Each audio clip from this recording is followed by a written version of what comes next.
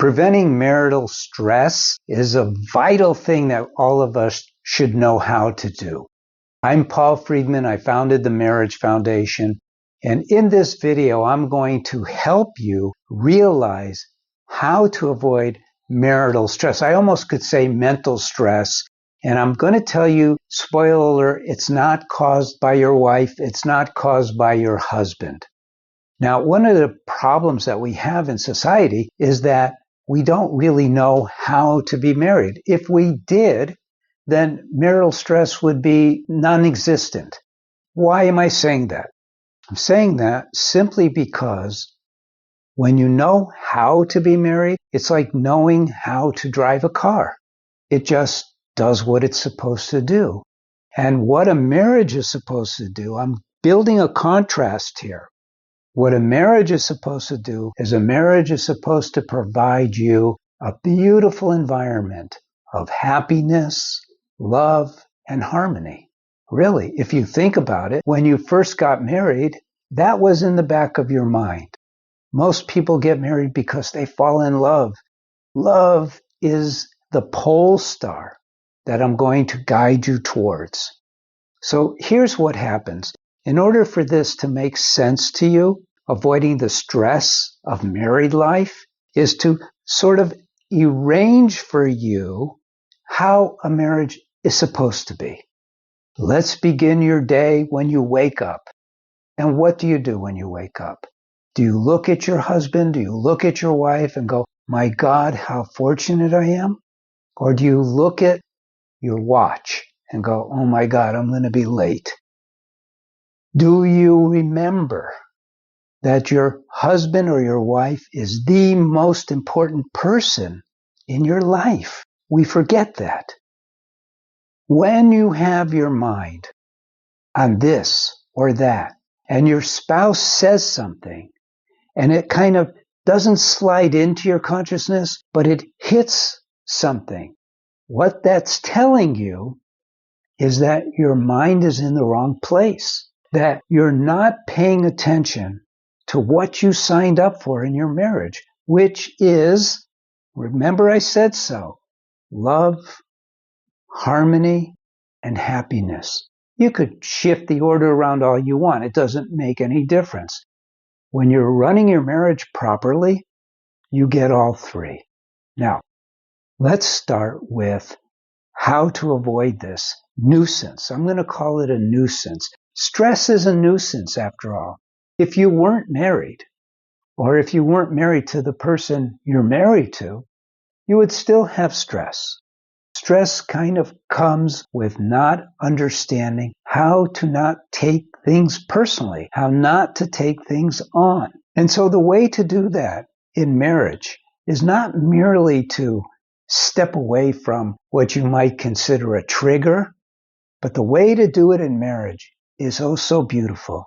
The way you do it in marriage is you stop the mind.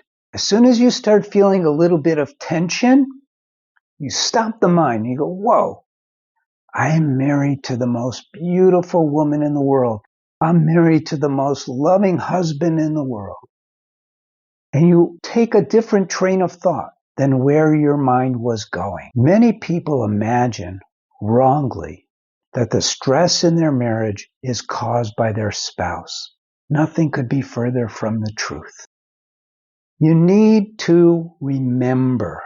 That's the key. Remember, as soon as you start feeling any kind of anxiety, any kind of stress at all, stop the mind. We're not taught this. We're not taught that we have the power over our mind. We're not taught, I'm going to give you something now that is amazing that you've never heard before. The one you are married to is the only person in your life who you have literally chosen to give your love to. Everyone else, whether it's even a child, a parent, sibling, we're kind of compelled to love them by the situation. But when you find your spouse, your soulmate, you go, this is the one I'm going to love. Remember that? And then what are you doing? You start to cultivate the love that you have for them You start to enjoy that love that you have with them until finally you realize this is the person I want to be with for the rest of my life. Isn't it so? It is. And then what happens? What happens is we start to take each other for granted. And we forget this recognition of them as your soulmate. And then things start to break down, piece by piece. How do I know all this? Ironically, I used to be a divorce mediator. And in 2001, a couple came to me and they cried in front of me. They saw that I was a communications expert, me with my great whiteboard and everything. And they said, can you help us save our marriage? We really don't want to get a divorce. And I thought, oh, okay, I'll give it a shot, kind of spontaneously. And then I spoke to my marriage counselor friends. I had lots of them because they were the ones who sent me business, including the one who sent them to me. And I said, how do I handle this? What do I do? And the advice that they gave me, I didn't buy into. I didn't like it. They said, listen to their problems, see if you could help them negotiate through their issues. And I thought, there's got to be a better way. And so I brought it back to the basics. And the basic question that we all should recall the answer to, should be a rhetorical question, is why did I get married in the first place? Not why did I marry this amazing woman or this amazing man, but why did I get married at all? When we realize that answer, which is for happiness, and we realize that love universally creates happiness, we have just set up our pole star. In other words, the guiding principle of marriage is to increase that love, increase that happiness in our marriage, which really means stop doing the things that undermine happiness and start concentrating on doing the things that enhance love and happiness. Now, the stress component comes from letting the mind see a problem or a number of problems, issues, topics that are difficult. I read recently that the bison, when the weather comes and it's really harsh, unlike other animals that run from the storm, the bison turns towards the storm and charges forward. Now, the storm isn't your spouse in this case. The storm are those feelings in the mind. The mind, if you recall from your days in middle school, your mind is all about survival. It's all about fight or flight. Fighting is the right way to go, but you don't fight your soulmate, you fight your mind. Isn't that fascinating? Because we have free will. Here's where we put it together.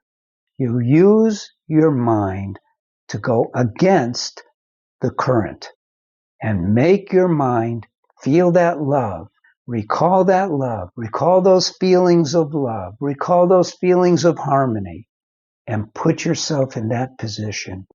Tell your spouse how lucky you are to be with them, how much you appreciate them.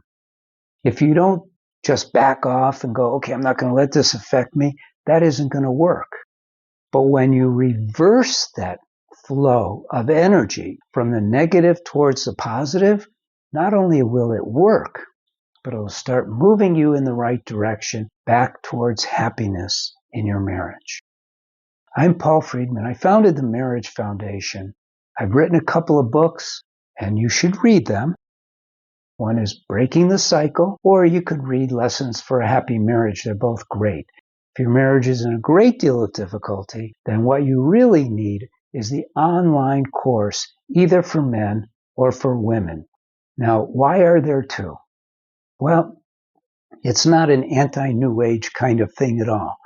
It's a reality that men and women are different. So in those courses, I teach women from a woman's point of view how to build her marriage.